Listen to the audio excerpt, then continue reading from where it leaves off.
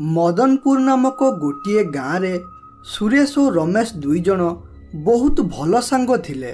से दुई जन समस्त कार्य एकाठी मिलिमिशि करुथिले। अरे सांग, एबे तो भीषण गरम हेउची। गरम दिन माने मिठा मिठा खजुरी कोली जंगल रे फली थिबो। एमितिरे गाँव रे भीषण गरम हेउची। तेणु चल आमे दुई जन मिसी जंगल को जिबा एवं सेठारे मिठा खजुरी कोली खाइबा एवं ठंडा पवन रे बसिकी आसीबा। अरे सांग, तो ठीक कहिलु। ये गाँव रे जमिति गरम हेउची ना, ताहा देह सहुनी। तेणु तो कथा अनुसार आमे खजुरी कोली खाइबा सह सेठारे किछि समय सोइबा ओ तापरे आमे घर को फेरिबा। दुहे एपरी कथा होई जंगल को गले। से किछि बाट गला परे देखिले बाटरे गोटे बिलुआ पड़िछि। एहा देखि दुई जन ता पाखकु गले एवं सेठारे पहुँचबा परे देखिले बिलुआटी कष्टर सह कहूथाए, पानी पानी पानी। अरे किए कोठी अछ? पानी दियो रे, मो टिके पानी पीबा को चाहूची।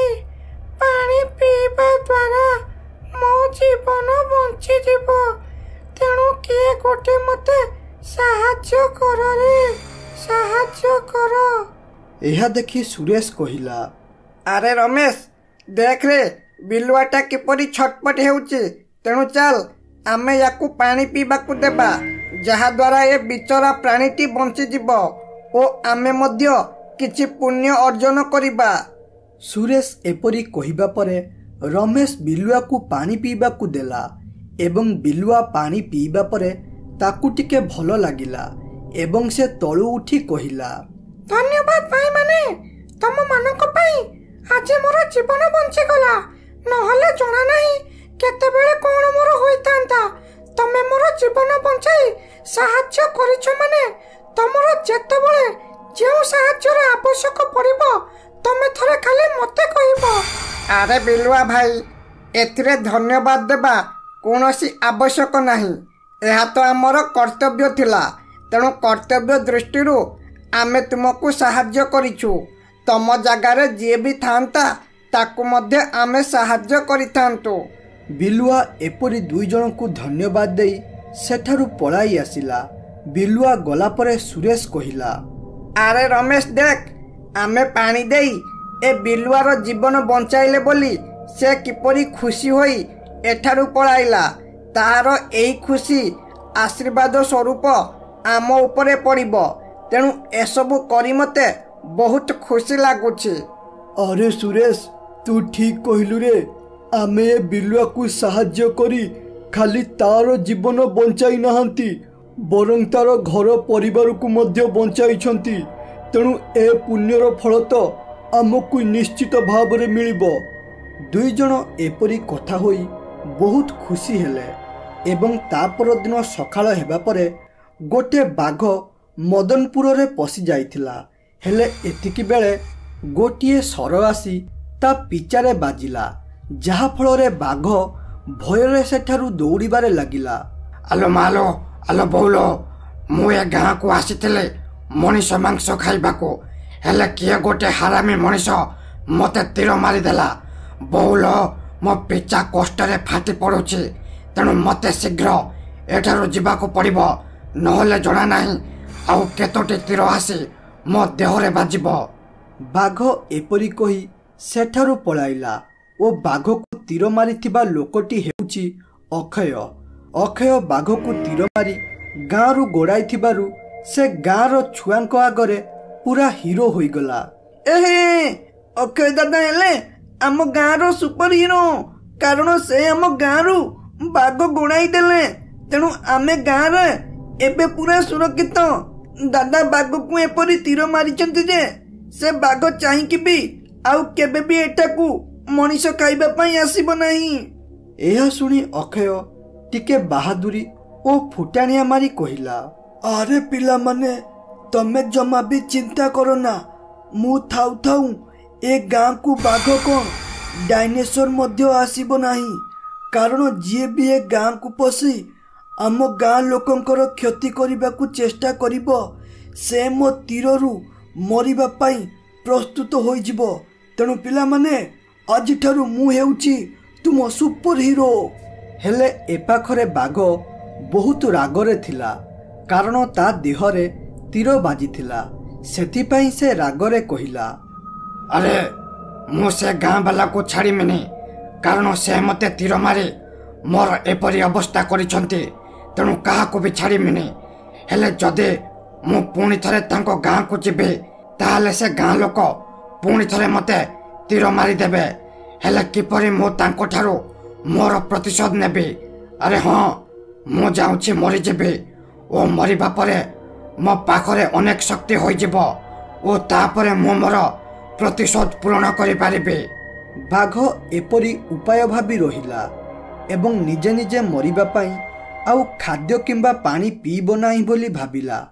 ଏବଂ ଧୀରେ ଧୀରେ ସମୟ ଗଡ଼ି 7 ଦିନ ବିତିଗଲା ଓ ଏପାଖରେ ବାଘ ନ ଖାଇ ନ ପିଇ ମରିଗଲା। ବାଘ ମରିବା ପରେ ହଠାତ୍ ବାଘ ଦେହରୁ ତାର ଆତ୍ମା ବାହାରି ଆସିଲା ଏବଂ ଆତ୍ମା ଆସିବା ପରେ ସେ କହିଲା, ଏବେ ମୁଁ ପୁରା ଶକ୍ତିଶାଳୀ। ବାସ୍ ଏବେ ଖାଲି ସେ ଗାଁ ଲୋକଙ୍କ ଠାରୁ ମୋର ପ୍ରତିଶୋଧ ନେବା ବାକି ଅଛି। ହେଲେ ମୁଁ କ'ଣ କରି ତାଙ୍କଠାରୁ ପ୍ରତିଶୋଧ ନେବି? ଯଦି ମୁଁ ତାଙ୍କୁ ମାରିଦେବି, ତାହେଲେ ସେମାନେ ସଙ୍ଗେ ସଙ୍ଗେ ମରିଯିବେ। ତେଣୁ ମୁଁ ତାଙ୍କୁ ବହୁତ କଷ୍ଟ ଦେଇ ମାରିବାକୁ ଚାହୁଁଛି। ହେଲେ କି କଷ୍ଟ ଦେବି? ଆରେ ହଁ, ଏବେ ହେଉଛି ଗରମ ଦିନ। ମୁଁ ତାଙ୍କୁ ଗରମରେ ଜଳାଇ ମାରିବି। ହଁ। ଏପରି କହି ଭୂତିଆ ବାଘ ପୋଲ ଖୁଣ୍ଟ ପାଖକୁ ଗଲା ଏବଂ ସେଠାରେ ପହଞ୍ଚିବା ପରେ ଭୂତ କହିଲା, ହଉରେ ଗାଁ ବାଲା, ମୋତେ ତୀର ମାରି ଭାରି ଖୁସିର ସହ ଘରେ ରହୁଛ ନାହିଁ? ହଉ, ଏବେ ଦେଖ ମୁଁ ତୁମ ଲାଇନକୁ କାଟିଦେଇ କିପରି ତୁମକୁ ଗରମରେ ହଇରାଣ କରୁଛି। ଏପରି କହି ବାଘ ତାର ଶକ୍ତି ମାଧ୍ୟମରେ ଲାଇନକୁ ଖରାପ କରିଦେଲା। ଆରେ ଧେତ୍ ତେରିକି, ମଣିଷ ଟିକେ କାମ ଦାମରୁ ଆସି ଶାନ୍ତିରେ ବସିଥିଲା, ହେଲେ ଏତିକି ବେଳେ ଲାଇନଟି କଟିବାର ଥିଲା। ଇଏ ଲାଇନମ୍ୟାନ ବାଲା ମଣିଷକୁ ଟିକେ ଶାନ୍ତିରେ ନିଶ୍ୱାସ ମାରିବାକୁ ଦେବେନି। ତେଣୁ ମୋତେ ତାଙ୍କୁ କଲ୍ କରି ସବୁ କଥା କହିବାକୁ ପଡ଼ିବ। ଏପରି କହି ଅକ୍ଷୟ ମୋବାଇଲ ଆଣି ଇଲେକ୍ଟ୍ରି ମ୍ୟାନକୁ କଲ୍ କରି କହିଲା, ହଇଓ ଇଲେକ୍ଟ୍ରି ଭାଇ, ଟଙ୍କା ନେଲା ବେଳକୁ ତମେ ଆସି ଠିକ୍ ନେଇଯାଉଛ, ହେଲେ ବାରମ୍ବାର କାହିଁକି ଲାଇନ କାଟୁଛ? ତମେ ବାରମ୍ବାର ଲାଇନ କାଟିବା ଦ୍ୱାରା ଆମେ ବହୁତ ହଇରାଣ ହେଉଛୁ। ତେଣୁ ଶୀଘ୍ର ଲାଇନ ବନାଅ, ନହେଲେ ବହୁତ ଖରାପ ହେବ। ଅକ୍ଷୟ ଏପରି କଲ୍ କରି ଗରମ ହେବା ପରେ ଇଲେକ୍ଟ୍ରି ବାଲା ଆସି ଲାଇନକୁ ଠିକ୍ କଲେ। ସେମାନେ ଠିକ୍ କରିବା ପରେ ଗାଁକୁ ଲାଇନ ଆସିଲା। ହେଲେ ବାଘ ତାର ପ୍ରତିଶୋଧ ନିଆଁରେ ଜଳୁଥିଲା। ତେଣୁ ସେ ପୁଣି ଥରେ ଯାଇ ଲାଇନ ଖରାପ କରିଦେଲା ଓ ଏପାଖରେ ସଞ୍ଜୟର ପୁଅ ବହୁ ସମୟ ପରେ ଶୋଇଥିଲା। ହେଲେ ଲାଇନ ପଳାଇବା ପରେ ସେ ଉଠି କାନ୍ଦିବାରେ ଲାଗିଲା। ଏହା ଦେଖି ସଞ୍ଜୟ ବହୁ ଜୋରେ ରାଗିଗଲା ଓ କହିଲା, ଆରେ ଏ ଲାଇନ ବାଲା ଏତେ ବାଜ୍ୟ ଲୋକ ଗୁଡ଼ାକ ଯେ କହି ହେବନି। ଦିନକୁ 24 ଥର ଲାଇନ କାଟୁଛନ୍ତି। ଆଉ ଟିକେ ପୂର୍ବରୁ ଲାଇନ ଯାଇଥିଲା, ତେଣୁ ଅକ୍ଷୟ ଭାଇ କଲ୍ କରି ଗରମ ହେବାରୁ ଲାଇନ ଠିକ୍ ହୋଇଥିଲା। ହେଲେ ପୁଣି ଥରେ ଲାଇନ ପଳାଇଲା, ତେଣୁ ମୋତେ ଏଥର କଲ୍ କରି କହିବାକୁ ପଡ଼ିବ। ଏପରି କହି ସଞ୍ଜୟ ମୋବାଇଲ ଆଣି ଲାଇନମ୍ୟାନକୁ କଲ୍ କରି କହିଲା, ହଇଏ ଭାଇ, ଏଇ ସଙ୍ଗେ ସଙ୍ଗେ ଆମେ କଲ୍ କରିବାରୁ ତମେ ଆସି ଲାଇନ ବନାଇଥିଲ, ହେଲେ ପୁଣି ଥରେ ଖରାପ ହୋଇଗଲା। ତମେ କି ବନାଉଛ? ଖାଲି ବାରମ୍ବାର ଖରାପ ହେଉଛି। ତୁମକୁ ଭଲରେ କହୁଛି, ଶୀଘ୍ର ଆସି ଲାଇନ ବନାଅ, ନହେଲେ ମୋ ଠାରୁ କେହି ଖରାପ ହେବେନି। ଏହା ଶୁଣିବା ମାତ୍ରେ ଇଲେକ୍ଟ୍ରି ମ୍ୟାନ ଆସି ଲାଇନ ଠିକ୍ କଲେ ଓ ପୂର୍ବଥର ପରି ଗାଁରେ ଲାଇନ ଆସିଗଲା। ହେଲେ ଏଥର ବାଘ ଆଉ ଲାଇନ ଖରାପ ନ କରି କହିଲା, ଆରେ ଏ ଗାଁ ବାଲା ଗୁଡ଼ିକ ବହୁତ ଚାଲାକ। ମୁଁ ଦିନରେ ଖରାପ କରିବାରୁ ସେ ଇଲେକ୍ଟ୍ରି ମ୍ୟାନ ଡାକି ଠିକ୍ କରିଦେଉଛନ୍ତି। ହେଲେ ଏଥର ମୁଁ ଆଉ ଦିନରେ ଖରାପ କରିବି ନାହିଁ, ବରଂ ରାତିରେ ଖରାପ କରିବି ଓ ତାପରେ ଦେଖିବି କିପରି ଏମାନେ ରହିବେ। ବାଘ ଏପରି କହି ରହିଲା ଏବଂ ରାତି ହେବା ପରେ ସେ ପୁଣି ଥରେ ତାର ଶକ୍ତି ମାଧ୍ୟମରେ ଲାଇନ୍ ଖରାପ କରିଦେଲା। ରାତି ବେଳେ ସବୁ ଲୋକ ଶୋଇଥିବା ବେଳେ ଲାଇନ୍ ପଳାଇଲା। ଏହାଦ୍ୱାରା ଲୋକମାନେ ବହୁ ଜୋରେ ରାଗିଗଲେ। ତେଣୁ ପୁଣି ଥରେ ଇଲେକ୍ଟ୍ରିକ୍ ମ୍ୟାନ୍କୁ କଲ୍ କଲେ। ଇଲେକ୍ଟ୍ରିକ୍ ବାଲା ଲାଇନ୍ ଖୁଣ୍ଟ ପାଖରେ ପହଞ୍ଚି କଥା ହେଲେ। ଆରେ ବିଟୁ, ଆମେ ସକାଳୁ 2 ଥର ଲାଇନ୍ ଠିକ୍ କଲେଣି, ହେଲେ ବାରମ୍ବାର ଖାଲି ଗୋଟିଏ ଜାଗାରେ ଖରାପ ହେଉଛି। ମୁଁ ତ ବହୁତ ଭଲସେ ବନାଇଥିଲି, ଯେମିତି ଆଉ ଖରାପ ହେବନି, ହେଲେ 3 ଥର ଖରାପ ହେଲାଣି। ଏସବୁ ଦେଖି ତତେ କ'ଣ ଲାଗୁଛି ସାଙ୍ଗ, ଟିକେ କହିଲୁ? ଅରେ ସାଙ୍ଗ, ତୁ ଠିକ୍ କହିଲୁ ରେ। ଆମେ ଯେଉଁ ଜାଗାରେ ଲାଇନ୍ ଠିକ୍ କରନ୍ତି ସେଟା ବର୍ଷ ବର୍ଷ ପର୍ଯ୍ୟନ୍ତ ଖରାପ ହୁଏନି, ହେଲେ ଗୋଟେ ଜାଗାରେ ଥରେ ନୁହଁ, ଅଧେ ନୁହଁ, 3 ଥର ଖରାପ ହୋଇଗଲାଣି।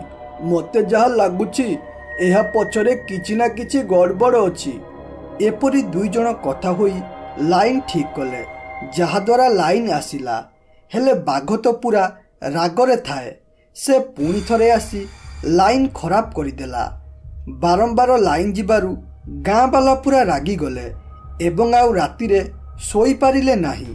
ଆରେ ଗାଁ ବାଲା, ଏ ଇଲେକ୍ଟ୍ରିକ୍ ବାଲା ଆମକୁ ବହୁତ ହଇରାଣ କଲେ, ଯାହାଦ୍ୱାରା ଆମେ ଆଜି ରାତିରେ ଶୋଇପାରିଲେ ନାହିଁ।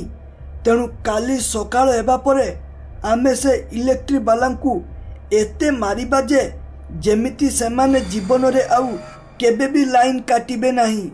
ଏପରି ଗାଁ ବାଲା ରାଗିକି ରହିଲେ ଏବଂ ସକାଳ ହେବା ପରେ ଲାଇନମ୍ୟାନକୁ ଡାକି ତାଙ୍କ ଉପରେ ଗରମ ହେଲେ। ହଇଓ ଭାଇ, ତମେ ମଦ ଗଞ୍ଜେଇ ଖାଇକି ଲାଇନ୍ ବନାଉଛ କି? ଯାହାଦ୍ୱାରା ବାରମ୍ବାର ଖାଲି ଲାଇନ୍ ଯାଉଛି। ଏହି ଲାଇନ୍ ପଳାଇବା ଦ୍ୱାରା ଆମେ କାଲି ରାତିରେ ଶୋଇନୁ, ତେଣୁ ତୁମକୁ ଏଇଠାରେ ଏବେ ଭରା ମାଡ଼ ହେବ। ଦେଖ ଭାଇ, ଆମେ ବହୁତ ଚେଷ୍ଟା କରି 3 ଥର ଲାଇନ୍ ବନାଇଛୁ। ଏହାପରେ ଲାଇନ୍ ଯାଉଛି ମାନେ ନିଶ୍ଚିତ ତମ ଉପରେ କାହାର ରାଗ ଅଛି, ଯାହାଦ୍ୱାରା ସେ ବାରମ୍ବାର ଲାଇନ୍ ଖରାପ କରୁଛି। ତେଣୁ ତୁମକୁ ଆଜି ପୋଲ୍ ଖୁଣ୍ଟ ଉପରେ ନଜର ରଖିବାକୁ ପଡ଼ିବ, କିଏ ଲାଇନ୍ ଖରାପ କରୁଛି। ଇଲେକ୍ଟ୍ରିକ୍ ମ୍ୟାନ୍ ଏପରି କହି ଗାଁ ବାଲାଙ୍କୁ ବୁଝାଇଲେ ଏବଂ ତାଙ୍କ କଥାରେ ରାଜି ହୋଇ ପୋଲ୍ ଖୁଣ୍ଟ ଜଗିବାକୁ ରମେଶ ଓ ସୁରେଶ ରାଜି ହୋଇଗଲେ ଏବଂ କଥା ଅନୁସାରେ ସେ 2 ଜଣ ଗୋଟିଏ ଜାଗାରେ ଲୁଚି ରହି ପୋଲ୍ ଖୁଣ୍ଟ ଉପରେ ନଜର ରଖିଲେ। ସେମାନେ ପାଖାପାଖି 2 ଘଣ୍ଟା ନଜର ରଖିବା ପରେ ଦେଖିଲେ ହଠାତ୍ ଗୋଟିଏ ଭୂତିଆ ବାଘ ପ୍ରକଟ ହେଲା ଓ ତାପରେ ସେ ତାର ଶକ୍ତି ମାଧ୍ୟମରେ ଲାଇନ୍କୁ ଖରାପ କରିଦେଲା। ଏହା ଦେଖି ରମେଶ ଓ ସୁରେଶ ବହୁତ ଜୋରେ ଡରିଗଲେ ଓ ତାପରେ ଗାଁକୁ ଆସି ଗାଁ ବାଲାଙ୍କୁ ସବୁ କଥା ଗୋଟି ଗୋଟି କରି କହିଲେ। ଏହା ଶୁଣିବା ପରେ ଅକ୍ଷୟ କହିଲା, ଆରେ କ'ଣ କହୁଛ ରମେଶ? ଗୋଟେ ବାଘର ଭୂତ ଆସି ଏପରି ଲାଇନ୍ ଖରାପ କରୁଛି। ଯଦି ସେ ବାଘ ବଞ୍ଚିଥାନ୍ତା ତାହେଲେ ମୁଁ କ'ଣ ଗୋଟେ କରିଥାନ୍ତି, ହେଲେ ସେଟା ତ ଭୂତଟା।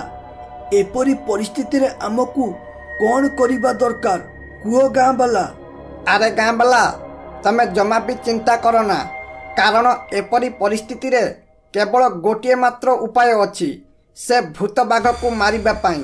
ତମେ ଖାଲି ଲାଇନମ୍ୟାନକୁ ଡାକି ଲାଇନ୍ ଠିକ୍ କର ଓ ସେ ଭୂତ ବାଘ ଆଉ ଥରେ ଲାଇନ୍ ଖରାପ କରିବାକୁ ଆସୁ, ଦେଖିବ ସୁନିଶ୍ଚିତ ସେ ମରିବ।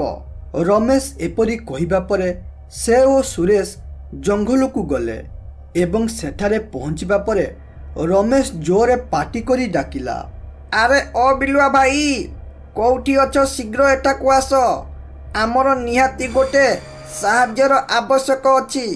ଏପରି ପରିସ୍ଥିତିରେ ଯଦି ତମେ ଆମକୁ ସାହାଯ୍ୟ ନ କରିପାର ତାହେଲେ ଆମକୁ ଆଉ କେହି ବି ସାହାଯ୍ୟ କରିପାରିବେ ନାହିଁ।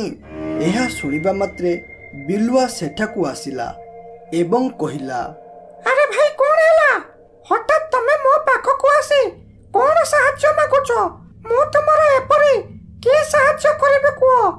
ଯଦି ମୋ ଦ୍ୱାରା ସମ୍ଭବ ଥିବ ତାହେଲେ ମୁଁ ନିଶ୍ଚିତ କରିବି।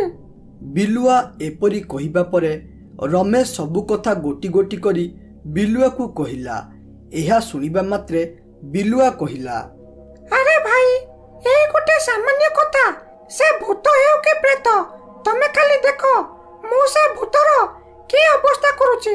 ତାକୁ ଏପରି ଶାସ୍ତି ଦେବି ଯେମିତି ସେ ଜୀବନରେ କେବେ ବି ଭାବି ନଥିବ। ବିଲୁଆ ଏପରି କହି पोल खुंट पाखरे लाइन तार बिछाई गोटे जगार रमेश सुरेश और से लुचिकी रहिले। बिलुआ बिछाई थिबा तार रे लाइन थिला। सेमाने किछि समय अपेक्षा करिबा परे हठात भूतिया बाघ सेठारे प्रकट होला।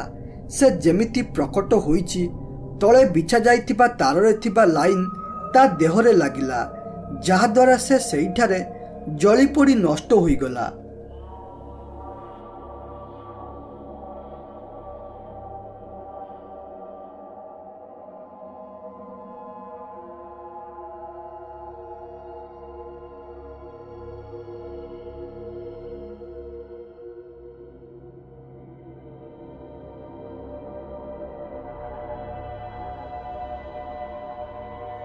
एक बिलुआ गाँव गोटे कुकुड़ा धरी आसुथिला। अरे जा हेउ आज गोटे कुकुड़ा पाई गली।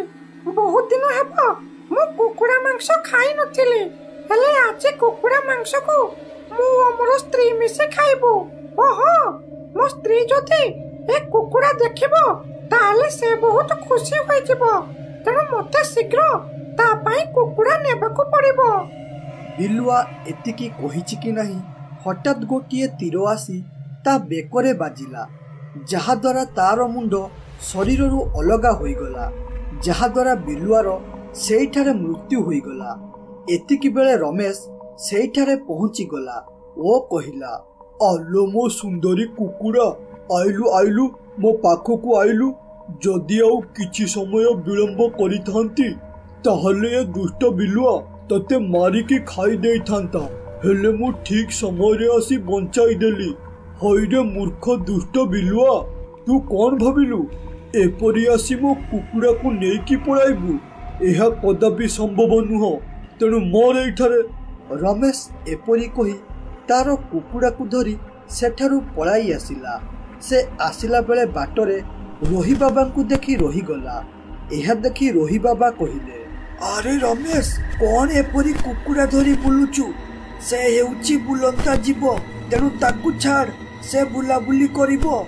कौन कहिबी बाबा, गोटे दुष्ट बिलुआ मो कुकुड़ा को धरी पळाउथिला, तेणु मु मोर तीर माध्यम रे से बिलुआ को दुई फाळ करि देई मारिदेली ओ तापरे मु मोर कुकुड़ा को धरी घर को जाउची, तेणु ए कुकुड़ा को हाथ रे धरिची। एहा सुनी रोही बाबा आश्चर्य होई गले, कारण आज हेउची अमावास्या। एही अमावास्या रे शैतान शक्ति बढ़ी जाए। हेले एथिरे अजଣା थिबा रमेश बिलुआ को दुई फाळ करि देई मारी देइची। एपरि भाबी बाबा कहिले, अरे रमेश ये तू कौन करिदेलु रे? आज हेउची अमावास्या, हेले एहा न जानी तू से बिलुआ को मारिदेलु। आज शैतान शक्तिर प्रभाव बहुत थिबो, तेणु देखिबु बिलुआ गोटिए भूतरे परिणत होई तोठारु प्रतिशोध नेबा सह अन्य लोक माननकु मारिबो। बाबा मु ए विषय सतरे किछि जानि नथिली, अजणारे एपरी भूल करि देइछि, तेणु दया करी कुहंतु एपरी परिस्थिति रे कोन करिबी ओ किपरि मो निजको बंचाइबी।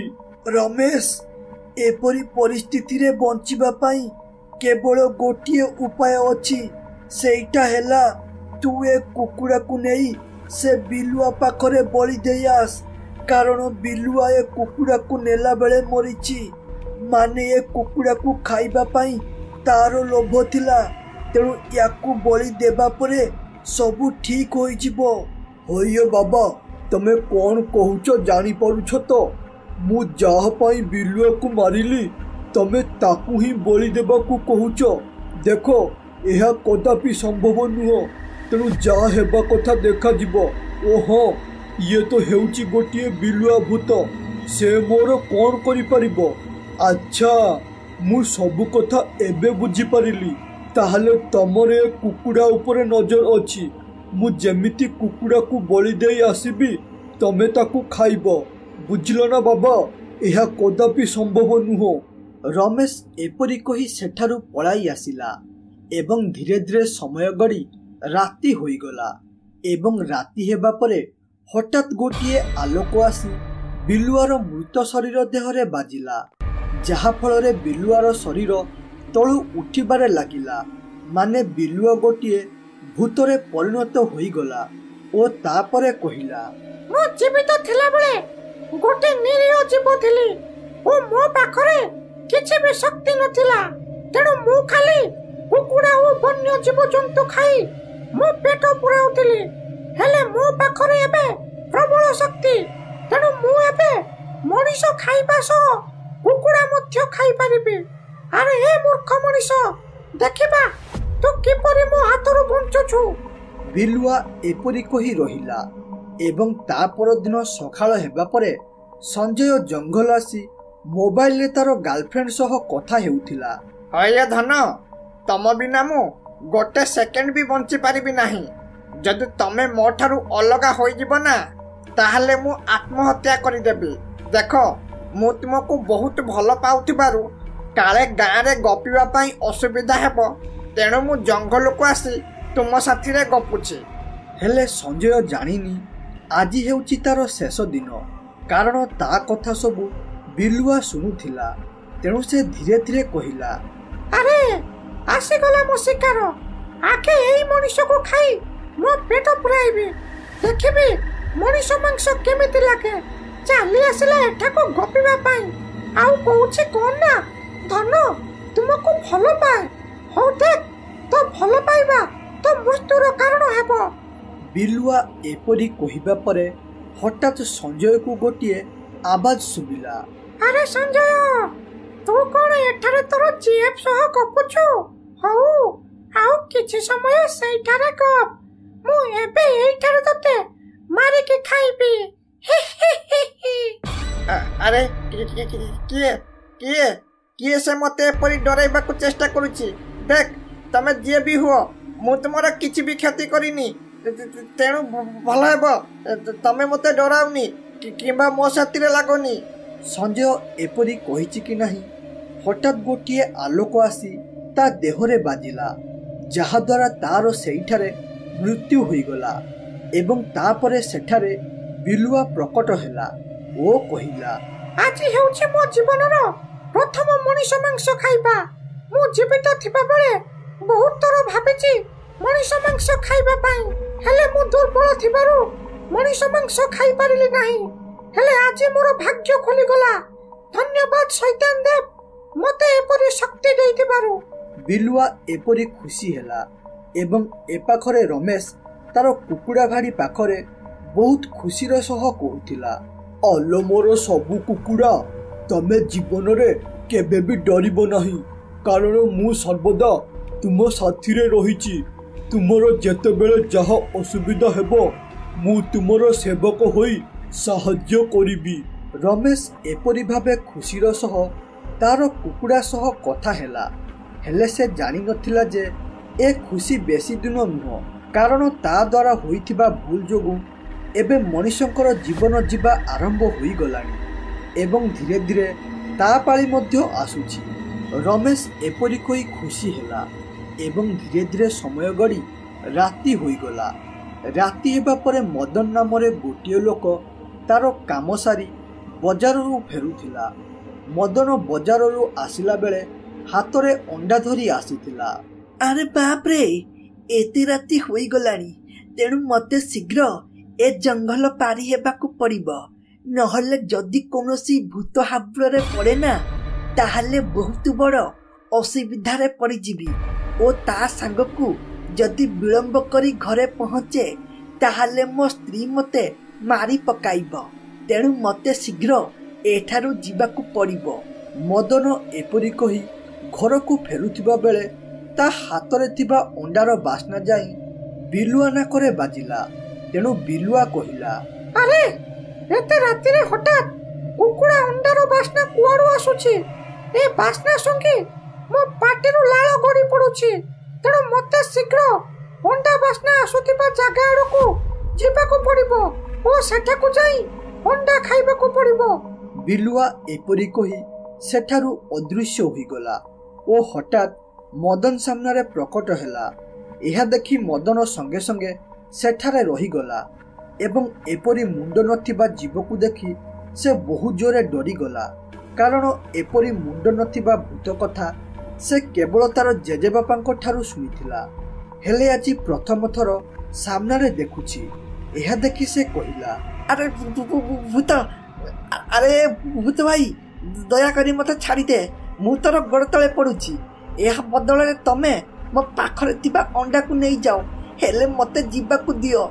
यह सुनी बिलुआ कहिला, अरे बा मु तो एठा को अंडार बास्ना सुंगी के आसीतिली, हेले एठारे गोटे मनीष खाइबा पाई मिल गला। ए मनीष तू जमा पे चिंता करना, कारण मु तोर अंडा को खाइबा सह तते मध्य खाइ जिबी। यह सुनिबा मात्रे मदन सेठारू दौड़ीबारे लागिला, हेले हठात गोटे आलोक आसी मदन देहरे बाजिला, जहा द्वारा मदन सेठारे मरीगला। यह देखि बिलुआ बहुत खुशी होईगला। वो कहिला, अरे बा एका साथीरे दुई दुईटा खाइबा, मु तो भाबितली आज रातिटा न खाई सोइबाकू पड़िबो, हेले ए मूर्ख मनीषटा ठीक समय रे आसी मो पेटर भोजन होईगला। बिलुआ एपरी खाद्य पाई बहुत खुशी हेला एवं ता पर दिन सकाळ हेबा परे हठात गाँव दुई जन मरिबा खबर सबुआडे हु हु करी मारी गला। अरे रमेश भाई सुनिलनी ना कौन होईची? आम गाँव रे दुईटी लोक मरी जाइछंती एवं सेमानंकर खाली कंकाळ ओ मुंड को पुलिस जंगलरू पाइछि, तेणु तमे टिके सावधान रे जंगल को जाउथिबो, नहले जना नाही केतेबेले कौन होइजिबो ताहा कहि हेउनी। अरे हाँ रवि, मु एसबु कथा शुणिछि रे। यह आम गाँ पाई बहुत दुखदायक कथा रे।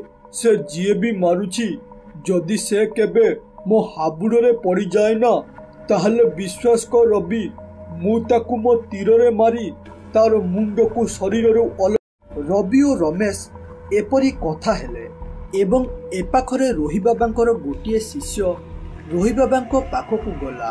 वो कहिला, बाबांकर जय हेउ। बाबा एक अजीब घटना घटी जाइछि ओ सेइटा हेला पाख गाँव रे दुईटी लोकंकु किए नृशंस भावे हत्या करुछि।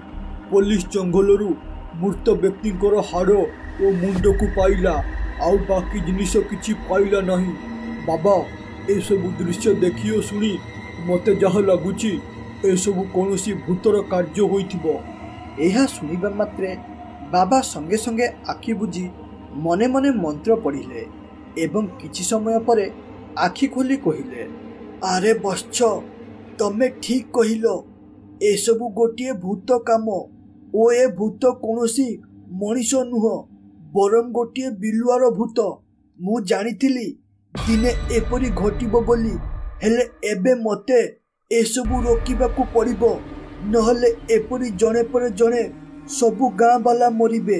बाबा एपरी कही रमेशर घर पाखकू गले ओ सेठारे पहुँचीबा परे कहिले, अरे ए रमेश, गाँर सबु कौन घटुची ओ घटीगला से सबु विषय तुमे मो ठारू बेसी जानिथिबो ओ ए सबु समस्या केवल तुम पाई होईछि। जदि तमे से दिन से कुकुड़ा को बलि देई देई थांतो ताहले आज हुए तो गाँव रे दुई जनकर मृत्यु होई न थांता। एबे भी समय अछि रमेश, तेणु चलो आमे एबे गोटे कुकुड़ा बलि देई देबा ओ तापरे से बिलुआर आत्मा को शांति मिली जिवो ओ से आउ काहाकू मारिबो नाही। हेले एसबु कथा रमेश जमा भी सुनिला नाही। ओ कहिला, होइयो बाबा, तमे काहींकि से कुकुड़ा पछरे पड़ीछ? जंगल रे किए मला ओ किए गला से सबु मो साथी रे जोड़ुछ काहींकि? मु प्रथमरु कहितिली ओ एबे मध्य कहूची, मु मोर कुकुड़ा को बलि देबिनी। आउ हाँ, तुमको हाथ जोड़ी कहूची, एठारु पळाओ एवं ए मिछ कथा विषय गाँ वालांकु कहिबनी। एसबु सुनिबा मात्रे बाबा सेठारु पळाई आसिले। बाबा एसबु कथा सुनी जानिगले रमेश बहुत बड़ विपदरे पड़िबाकू जाउछि ओ से विपद बेले निश्चित मो पाखकू आसिबो। बाबा एपरि भाबी तांको आश्रम पाखकू जिबारे लागिले एवं राति हेबा परे रमेश तार बिछणारे शोइथिला।